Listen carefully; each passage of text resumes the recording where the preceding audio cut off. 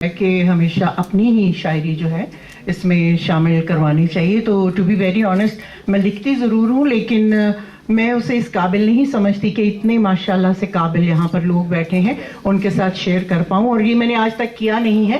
وہ صرف میں اپنی دل کی خوشی کے لیے لکھتی ہوں. نہیں وہ ویسے تو شاعروں کے بارے میں ایک بات کہوں گی. کسی نے کیا خوب کہا ہے کہ آتش سوز سخن ایسی بجھا دی اس نے, آتش شوق سخن ایسی بجھا دی اس نے. بھول گیا, بالکل بھول گیا نہیں. اب کسی سے نہیں کہنا کہ مجھے شعر سنا. آتش شوق سخن ایسی بجھا دی اس نے. میں نے ایک شعر سنانے کو کہا تھا اس سے, میں نے ایک شعر سنانے کو کہا تھا اس سے. 60 شعروں کی غزل اس نے سنا دی مجھ کو.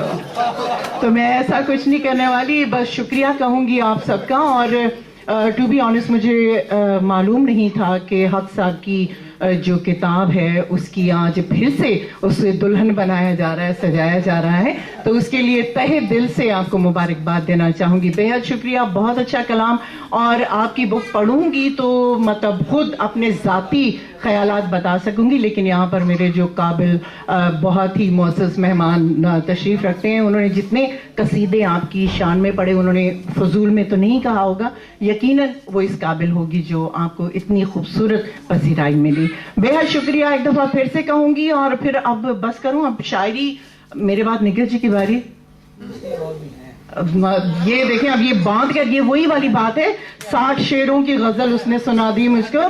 مجھے کہا یہی گیا تھا کہ ان کے لیے تھوڑا سا جو ہے ٹائم نکالنا پڑے گا. آپ جانتے ہیں مدرس ڈے ہے, بار بار میں اسے دہرانا نہیں چاہتی ہوں, لیکن یہ ہے کہ گھر کی بھی تھوڑی ذمہ داری ہے. میں ایک مؤدبانہ گزارش کہ اب نگہت جی کو موقع دیں پلیز. مانیں گے میری بات؟ Thank you very much. صدر سے پڑھنا تھا, جو فرما رہی ہے